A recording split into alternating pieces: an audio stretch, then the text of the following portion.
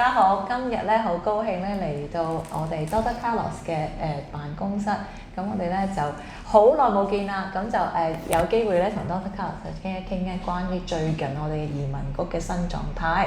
咁好啦，我哋而家用英文咧去提問問題嘅。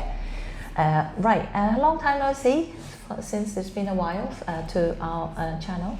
So we are facing a lot of changes with SEF, the Correct. Portuguese embassy. Is it the immigration company? SEF. SEF. Correct. We are facing some changes, but not for now. It's going to happen in the future, but it's been published by the government already. They say, and it's something has been approved by the government, the SEF will disappear in a couple of months. Then we'll have a new institute from the government that we'll call APMA, APMA. It will be something like Agents for Migration and Asylum, something like this. It's already been defined, the name and some rules, but there's no regulation at all. I believe there will be some changes on the procedures, namely when the clients for the resident card holders, doesn't matter what kind of resident card holders, golden visa, family reunion, people that have a work permit here, they're going to change or some details on the card or renew the card. Probably they will have several different places to renew the card. Probably. I say probably because at this moment it's still early to say what kind of changes we'll face in the future. The only change that we know for sure for now is the name. SEF will going to disappear, and then we'll have APMA.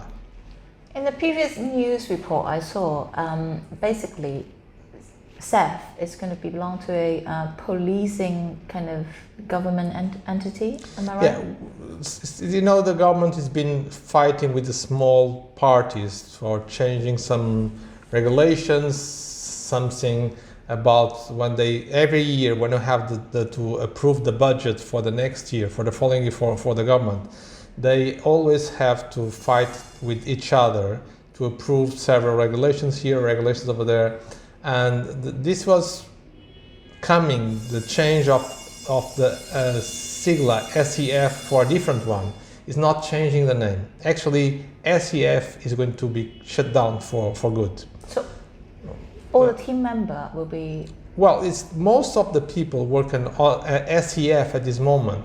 They are people working as administrative or officers. It means they belongs to the police. So the people that are still working as a police officer, because SEF is a police force in Portugal. Right. They are going to move to probably GNR and PSP. So it means that in the airports, like we have the SEF police officers dealing with the people coming from other countries, with foreign people, possibly in the near future, when you arrive to Portugal, you will not see any more SEF police officers, but you will see PSP police officers on the same positions to check the passports. It will be a police force taking over another police force. And everything that has to do, like changing resident cards, renewing resident card, family reunions, will be different people, will not be anymore the police officers checking their documents, but will be administrative persons checking the regulations and the procedures of renewing the cards. So they no longer be a police entity. They no longer be a police officers and a police force to checking all the situation for the residents in Portugal. This is what has been talked so far. This is what been discussed so far. But we still have the regulation of all the procedures in immigration. That is going to be a long time. I believe this will take several months. Nevertheless, the government announced in 2 months' time, APMA has to be created already. So in 2 months' time, you'll see APMA, but probably the regulations and the procedures will remain the same. So do you think they had hired new people? Probably they have to hire more people for APMA, because all the police officers that belong to the police will move to different departments, and probably have to hire more people. Or on the civil registration that we have in Portugal, all the conservatórios where we go to get our documents as a Portuguese, where I renew my card, where I do my passport, probably these places will be used as well for you renew your resident card. Oh, wow. So it's possible that the places that being used for the Portuguese people to renew their cards will be the same places where you go to renew your card. Can be advantage because there's more places to renew the card in Lisbon or in all countries than it's only for foreigner people. For example, in Lisbon we have maybe 3 or 4 stations for immigration officers, but we have 10 or 20 places where you can go and renew your Portuguese ID card. So if in the future you can go to one of these places, you will have more options, more choices. That will lead us and help us for another big issue that we're talking about, the renewal of the cards now, that we don't have bookings for these people. For local Portuguese people, not the overseas residents, do they get their card renewed at Loja de Cidadão? No. At this moment, everything is the foreign. You're talking about the foreign people. No, local people. Portuguese people. Mm-hmm. Yeah, they renew on Loja de Cidadão. Yes, yeah, that's because, correct. I live near Loja de Cidadão. Yeah, yes, correct. And there's a long queue every day. That's correct. Really long queue, yeah, from like correct. 8 a.m. in the morning. Yeah. The situation. A citizen shop basically. Yeah. That you can do your utilities there. 即係你係一個市民嘅鋪頭，佢哋係去搞電費水費嘅鋪頭，咁係俾本地人咧做佢哋嘅居民證嘅。Yeah, it will have Loja Cidadão as well, but we have also other places called registration of civil marriage, birth certificate, where you can get this kind of documents. It will be possible that all the registrations conservatories will be able to renew the resident card for the foreigner people. This is what we've been talking in the government for some time, but there's no regulation, so we don't know how this is going to work for the future. Right. So it's not going to affect very much the process or delay of many people asking now process. Will have any effect on their program that people are starting now, in the middle, finishing? No, they will not affect any of these people that already start, that are in the middle. They are going to start in the future. There's no effect at all. People will have the same procedures to renew. And I have people asking me, I heard that we can renew our card or make the card in our country, in the Portuguese embassy. It's not correct. There's nothing that says that it's possible. It's not possible to renew the cards on the embassies or Portuguese consulates anywhere. Some people, and we're not talking about golden visa, we're talking about any other kind of resident card, it's possible to renew online.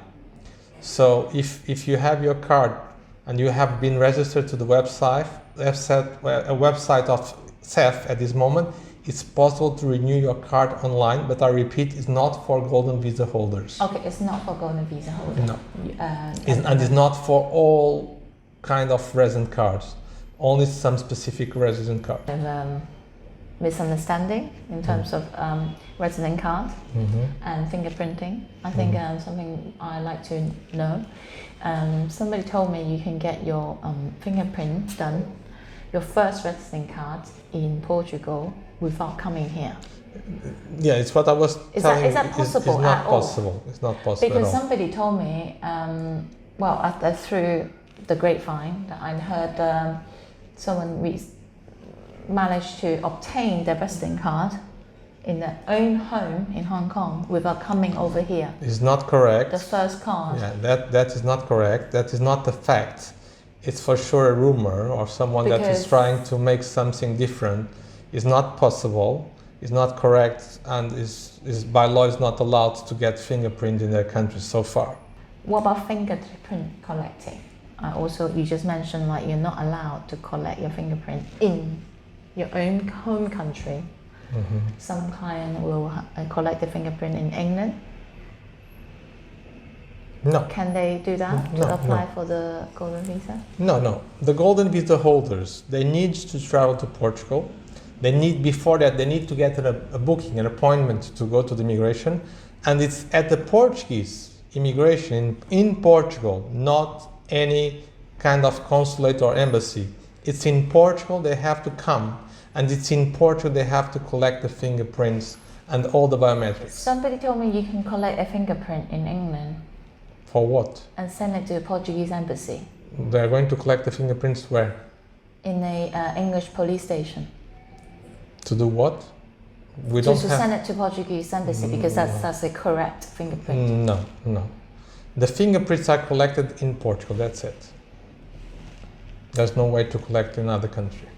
There's a lot of people have raised the question to me saying when they can have a booking for their fingerprinting. They have submit the document through their lawyers or with you, and when can they have a booking for the fingerprint? Now, there's rumors online saying people can, basically pay their way to get an appointment somehow, or their lawyer can obtain a certain appointment, like a special case. Well, I don't think it's true, and I don't think it's possible for several reasons. One of the reasons that the booking that you have to do for your clients as a lawyer, the booking I make for my clients, it's through the website of immigration. We go to the website and there's a special platform called Bookings for the ARI. ARI means the Golden Visa holders. And you have to go to that platform and the booking is done in that platform. What happened is that because of the COVID situation, the immigration suspend all the bookings for more than a year.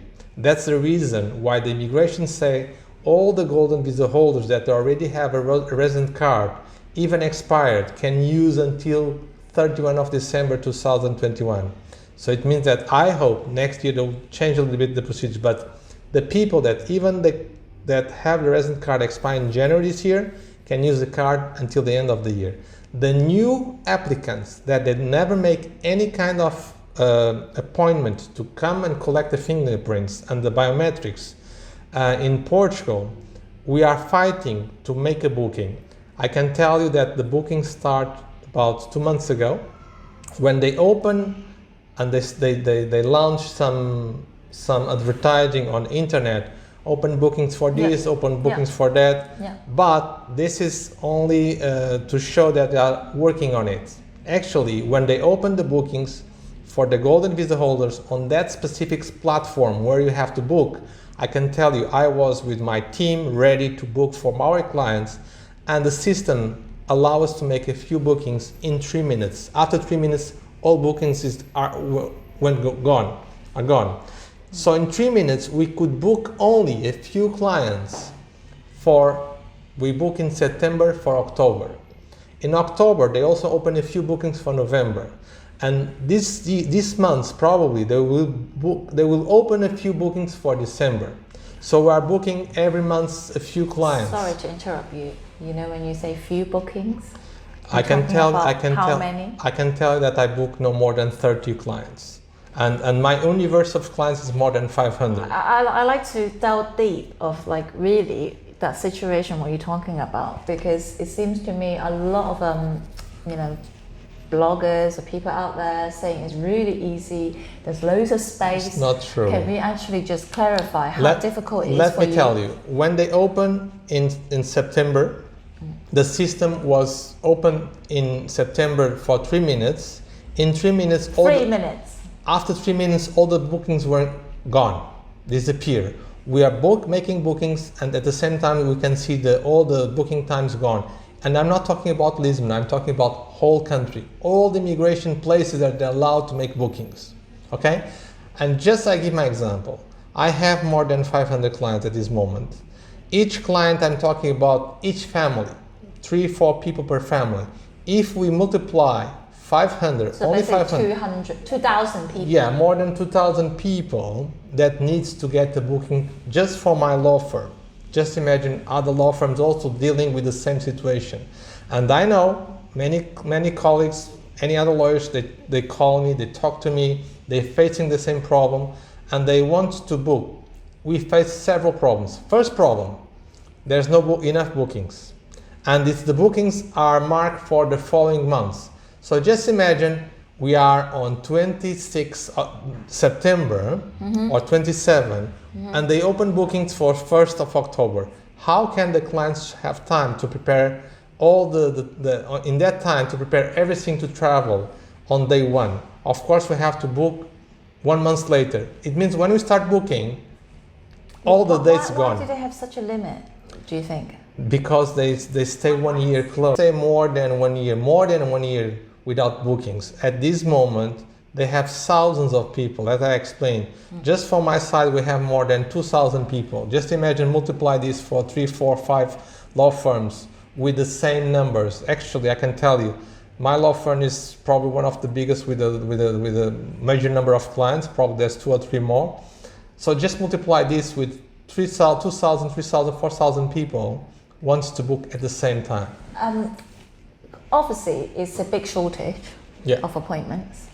So can we clarify a little bit? It's not something like the way that you book the appointment is done by an online system where you have to click with your password. Correct. What have you. It's not something that you can just pick up the phone and call your best friend to make an appointment. There's like, no hey way. mate, like I know someone from immigration. There's no way to do this. First of all, as I said from the beginning, golden visa holders have a specific platform on the immigration website. Okay, you cannot pick up the phone and call. Second, even you go to the website and through that platform, at this moment everything is blocked. In immigration office we can go, it's all fully booked. And also see like through the internet, bloggers out there saying there is a list of space that they know that is available. I can show you on my screen. I can open for you. You can make a video. And you can see clearly there's no bookings available. There's no empty slots. Because a lot of people say, well, listen, like you can get on our mailing list, so that we will let you know. I'm going to give you a small example of the. I understand that some people are desperate to get the booking as soon as possible. I'm going to give a small example. I have one client asked me several times, can you book? I said no. Then he said, if you don't mind, I'm sorry, I heard I have someone that's going to get the booking for me. I said, okay. I give him the password, he changed to another person or to another lawyer, I don't know. And after 1 month, he said, I'm sorry, the person was not telling me the truth. He promised me to get the booking. This is what the system is the same. They heard rumors. They heard rumors that it's possible. There's some people, even lawyers, trying to monetize on just it. Imagine, a non-experienced lawyer, the first thing we'll do to make a booking for a golden visa, we'll pick up the phone and call to the immigration. It's not possible. It's not the right way. It's not possible at all to make bookings through the phone. Non-experienced lawyer will call the immigration to make a booking. For the golden visa holders, not possible at all. I actually was told by some lawyer before. They said, it's easy to make appointment by phone. Not for the golden visa. I was quite shocked by that statement. Yeah. And I thought, clearly they don't know about golden visa. Know. Yes, sure. They may be talking about some other, for example, if you have a resident card as a family member of a European person, you have only way to book is through the phone. Right. So but for the golden visa holder, it's not possible. Let's say this English person married a Portuguese person, for example, and they want to apply. That's the only way to make a booking is through call the immigration. Otherwise, not possible at all.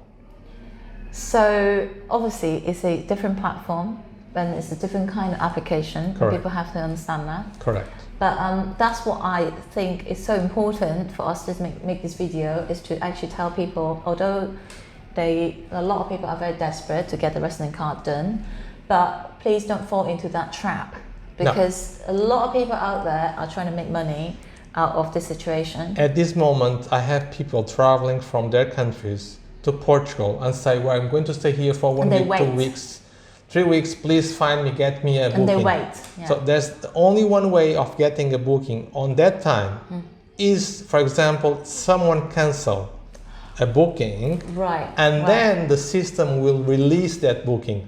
But we're checking the system every 30 minutes. We're checking the system. Sometimes I stay all day with the system open in front of me to check if there's any available empty slot that we can book someone for that slot. What happens is we have 1, 2, 3 weeks something with no cancellation. So not possible to make any booking in that time. People are desperate, travel to Portugal, spend here 1 week, 2 weeks, said, I have to go back, then they travel back. Don't travel to Portugal. Many people ask me, if I cannot get the booking this year, what will happen to my card? This is also important to clarify. The immigration said the card will be valid until the end of the year. And stop, no more information. So if they cannot get the booking this year, we'll have to make a booking for next year.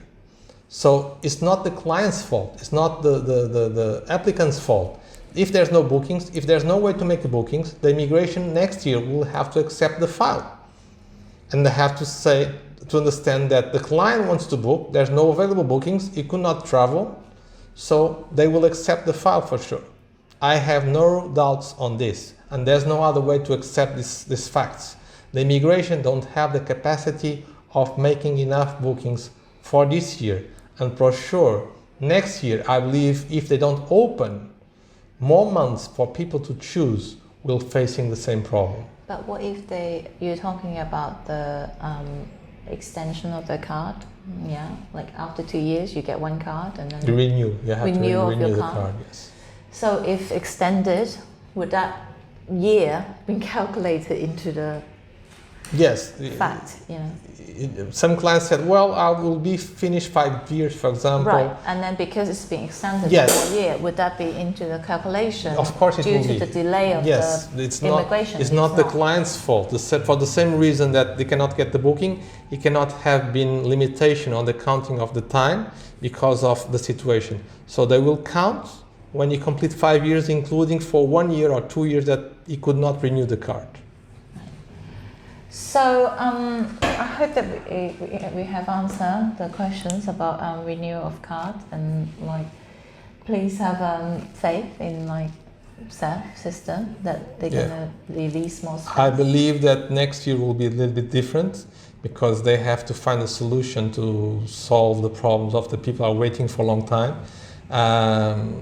There's people that we cannot book for everybody, and they don't have the capacity to deal with so many people requesting the bookings for now. We still have hundreds of new clients, and we still have thousands of new people and people that want to renew and cannot get the bookings so far.